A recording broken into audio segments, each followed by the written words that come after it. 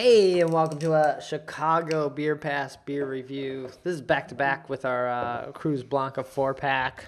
Like to cover Lethal Weapon. We're just gonna do them all. No, we're gonna do this Calm down. Barbarosa con Café.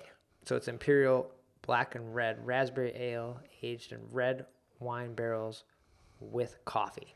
Yeah. Metric coffee? Metric coffee. Yeah. I think Klug Farms up in Michigan. Glug Farms.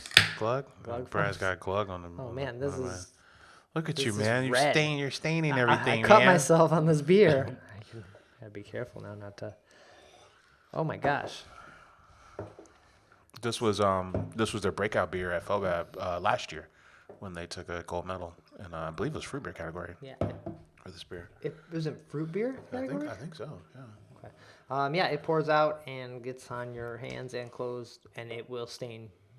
It's basically a wine at this point, right? Right. It looks like a deep red wine. And when you read this, right, it's two different berries aged in red wine barrels with metric coffee. And it's like, why are you doing that, right?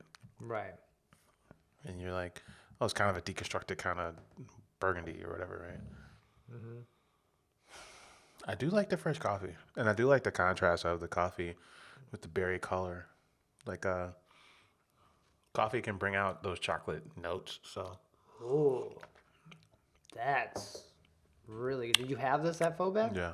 I had this at the Cruz Blanca tasting, and I was like, dude, I don't know, man. This is the best tasting thing here. If you're talking about the ones that taste most like beer, I think the Senior Finito gives you more beer characteristics, classic beer characteristics. But I think if we're just talking flavor, I think this is the best one. Yeah. This is good. I'm now mad I don't have a 4-pack of that one. I kind of want another can of that one. Yeah, it was always a bizarre ingredients description, and every time you have it, and then the older ones, the one when you have them in the bomber when they came out, the older ones even taste more like wine. Right. Know? And I'm just like, I love that beer is doing these things. Like beer can take on all these different cool flavors. This on my first sip when I had this, it tasted like my mom loves these. They're like the cherry chocolates. Yeah.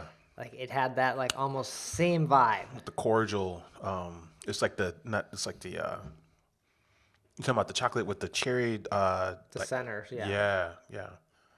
Exactly. She loves those. Those are great. Yeah, they are good. Yeah, but it tasted like exactly like that, and now it's tasting a little more maybe boozy and less like juicy. Yeah, I feel like that first sip was like juice, it's like you bit into that candy and you're like, it just like exploded in your mouth kind of thing. I'm a big fan of the coffee on the nose, and then it goes directly into this kind of raspberry jelly donut thing. Mm-hmm. It's just very cool. Yeah, you don't get any coffee when you're tasting it. It's all in the aroma. Yeah. Which I think is nice for people to kind of maybe like, I don't know, brings out that chocolate more so. Like you're getting coffee and chocolate are very like, they can kind of go back and forth a little bit. So it's kind of like it plays off of it. Yeah, it's funny. It's funny how that works because it's not, I mean, if we got this right, it's not a barrel-aged beer. It's not a bourbon barrel-aged beer. And, bourbon beers can have those same kind of flavors too. Right. Toffee, chocolate, etc. Like the Senior Frito has cocoa nibs in it. Yeah. But for them to pull out what can only be described as, these kind of milk chocolate notes, for them to pull those out of just adding coffee to a red wine barrel with this Imperial Black Ale. They're tricky with these words. It's an Imperial Black and Raspberry Ale. Right. So did you brewed an Imperial Black and Red? You brewed an Imperial Raspberry Ale. Right, and we were saying this in the other episode about the pineapple ale. We're like, okay, it's an Imperial pineapple ale, but what does that mean? Right? Like I'm not overly curious, but it's interesting the way it's worded. Right. What did this Imperial Raspberry Ale taste like on its own? Yeah. Did it just taste like juice? Yeah, this is almost this is bordering like, sorcery here. Like this is I don't know what's going on here, but it's good. I just feel like the wording is backwards. then they didn't want to put with. Like, it should probably be an imperial ale with black and red raspberries. It leaves the conversation. It leaves more to be discovered. I kind of want to know myself too. Okay, it's an imperial ale of some kind, and that's cool. But what is it? I'm with you. I'm like, well, what is it? Because you can't. Man, I don't want to say can't because I'm not a brewer, but I don't think you can use those adjuncts to make the beer. They usually come at a different point in the beer. Like, you have to brew an imperial ale. Right. You made a beer, and a beer is water, hops, barley, yeast. Right. And then you put other things in it. Correct. So that's what they did, but instead of saying that, they said, no, it's an imperial black and red raspberry ale. Black raspberries, I think? Yeah. Okay. Blackberries? I think there's black raspberries. All right. I love that we're like, so we have no complaints about the beer. I love the beer. So now we're getting into like what these things all mean. You could basically be like, the pineapple one is garbage compared to this one. Like, this one is so good. Everybody calm down. This one is the flavors are more, and it's a wine term I hate using, but it's well integrated. You know, like everything works in harmony all together, and it's better than the sum of its parts. Where this La Tormenta, the pineapple ale, it kind of loosely comes together. It's like almost as well structured as this, right? In the finished product. I'm not saying that they mailed it in on the other one. I'm saying, but when we drink the flavors, we immediately notice the rum booze a lot more. Yeah. We start questioning, you know, why is the pineapple so syrupy, right? But in this, we're not questioning anything. We're just like, well, goddamn. No. Yeah. I would love to know if we ever, we're able to sit down with Jacobs over there, what the reason for the coffee in this was. Did it need coffee? Did you think about this without coffee? What's the I'd love to know what the other iterations were, to your point, before you arrived at the one where you were like, yeah, fucking can it. What were the other iterations of these flavors?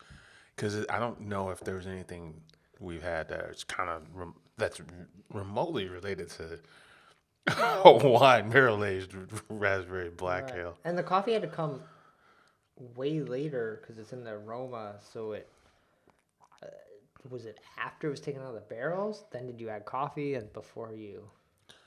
Oh, and then carbonated it, right? And then carbonated like it? it's a cold side adjunct, probably. Yeah. How else do you get that smell, right? Yeah. So that's interesting. I would love to see Rev do some things with more wine barrels. I think they did do a wine barrel one. They did. They did a Lumberstruck, right? Which is their oatmeal stout, finished in wine barrels.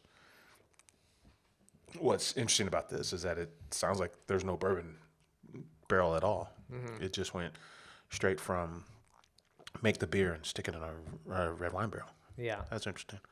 Yeah, and I don't know enough about wine to appreciate why this tastes so good.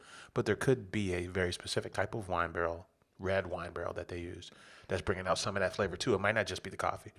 Yeah, they probably. I don't could be a blend. They might have used a darker or a bigger red wine. Jacob Sobrano, come on the show. Too many questions. And wine barrels are bigger than bourbon barrels. They're bigger. They're harder to acquire because unlike these beer barrels, a lot of these wine producers don't really give up these barrels. Right. And that was part of the revolution journey when they would used to do the calls. Remember, we'd be on these calls with Seaback and Marty Scott. And they say, yo, man, you'd be surprised how hard it is to get these fucking wine barrels because, you can use a wine barrel over and over and over. Yeah. It's not like bourbon. You use a bourbon barrel once, and by law, you have to go to something else. That's why you see tequilas and mostly scotch or even Tabasco sauce, all these other uses for bourbon barrels because the law says you can only use it once, and then it's no longer considered bourbon if you put it in that barrel. Wine ain't like that. You can use wine over and over again, wine barrels.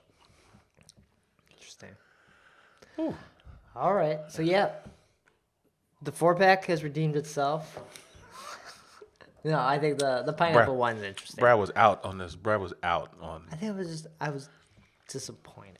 Yeah. It's weird because you're right. We use volatility, right? Like, it's not like the temperance 4-pack kind of the same vibe across all four. Okay. These flavors are also drastically different that you are like invested differently in each one. Right. Yeah. And these other two, the Senior Frito and the Tarzan, are probably closer. It's an Imperial Stout and an Imperial Stout, just aged in rum barrels, aged in whiskey barrels. So they're probably much closer to that vibe. Like Yeah. they're just I don't know, feeling a little different, like different flavors from them. Yeah. But all right, yeah, head over to Cruz Blanca. They have these 4-packs.